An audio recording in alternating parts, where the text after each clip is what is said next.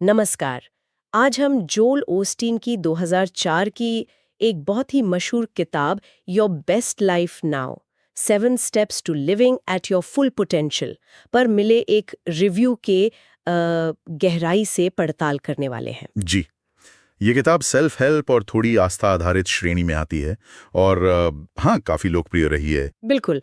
तो हमारा मकसद है इस रिव्यू से खास बातें निकालना कि भाई किताब क्या कहती है, क्या अच्छा लगा लोगों को और कहाँ पर इसकी आलोचना हुई है। सही। तो चलिए शुरू करते हैं फिर। हाँ।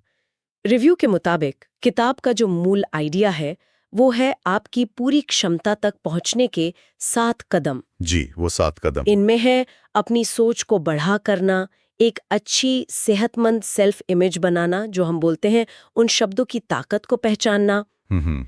अपने अतीत को मतलब पुरानी बातों को पीछे छोड़ना, मुश्किलों को एक मौके की तरह देखना, सीखने के लिए, हाँ। उदारता दिखाना और खुशी चुनना। जी। ये सब, हाँ, उदारता और खुशी को चुनना। रिव्यू कहता है कि ये कदम बड़े सीधे, सरल और प्रैक्टिकल बताए गए हैं। बिल्कुल। और रिव्यू इसी बात पर जोर देता है कि शायद यही इसकी कामयाबी का राज है। अमेज़न पर दिखे करीब 4.65 रेटिंग है। हाँ, वो तो काफी ज्यादा है। जी।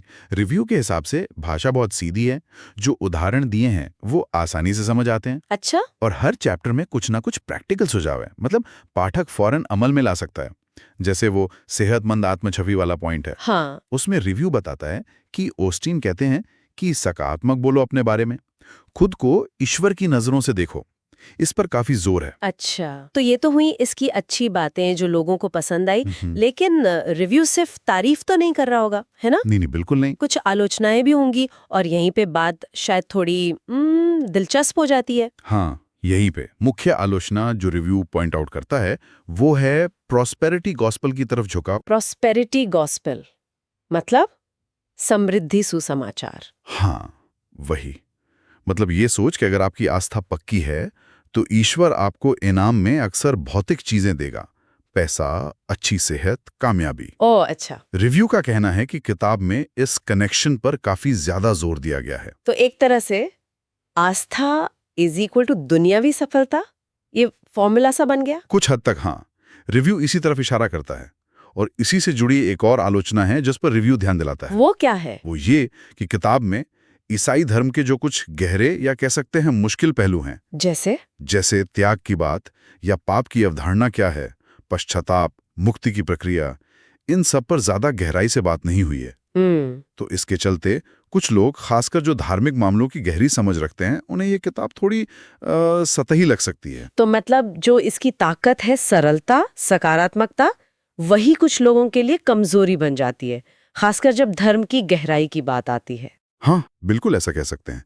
रिव्यू इसी विरोधाभास को सामने लाता है। अच्छा। ये दिखाता है कि किताब का अनुभव इस पर निर्भर करता है कि पाठक क्या ढूंढ रहा है। जो लोग रोज की प्रेरणा चाहते हैं या अपना आत्मविश्वास बढ़ाना चाहते हैं या बस एक पॉजिटिव नजरिया चाहते हैं, हाँ। उनके लिए किताब बहुत अच्छी हो सकती है। रिव्यू में गुड रीड्स के कमेंट्स भी हैं, जैसे कोई कहता है बहुत प्रेरक, हर चैप्टर ने मुझे आगे बढ़ाया। लेकिन फिर वो लोग भी हैं। हाँ, दूसरी तरफ वो लोग हैं जो शायद बाइबल का गहरा विश्लेषण या मुश्किल धार्मिक सवालों के जवाब खोज रहे हैं। राइट। रिव्यू के अनुसार उन्हें शायद उतनी संतुष्टि न मिले। गुड रीड्स पर ऐसी भी टिप्पणियां हैं, जैसे किसी ने लिखा मोटिवेशनल है पर धार्मिक गहराई कम है। तो ये जो मिली जुली प्रतिक्रियाएं हैं वो दिखाती हैं कि किताब का असर अलग अलग लोगों पर अलग अलग होता है। तो कुल मिलाकर देखें तो रिव्यू इस किताब को एक तरह से दो धारी तलवार की तरह पेश कर रहा है। एक तरफ तो बहुत लोकप्रिय, प्रेरक, व्यवहारिक जी, और दूसरी तरफ धार्मिक गहराई की कमी और शायद भौतिक सफलता पर जरूरत से ज्यादा जोर देने के लिए आलोचना भी। बिल्कुल।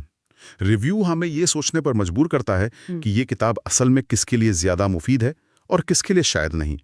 ये सिर्फ किताब का विश्लेषण नहीं है, ये भी दिखाता है कि आजकल लोग आस्था और अपनी पर्सनल सक्सेस के बीच कैसा कनेक्शन देखते हैं। तो हमने इस रिव्यू के जरिए योर बेस्ट लाइफ नाउ के मुख्य संदेश, इसकी पॉपुलैरिटी के कारण और इस पर उठने वाले सवालों को समझा। जी, और आखिर में ये सवाल बचता है सोचने के लिए कि व्यक्तिगत विकास की जो चाह है और जो आध्यात्मिक गहराई की तलाश है, हाँ, इनके बीच सही संतुलन कहाँ है। और जब आस्था और दुनियावी लक्ष्य मिलते हैं तो सफलता की कौन सी परिभाषा किसी के लिए सबसे ज्यादा मायने रखती है? बहुत दिलचस्प सवाल है। हाँ, ये ऐसे सवाल हैं जिनके जवाब शायद हर किसी के लिए अलग होंगे।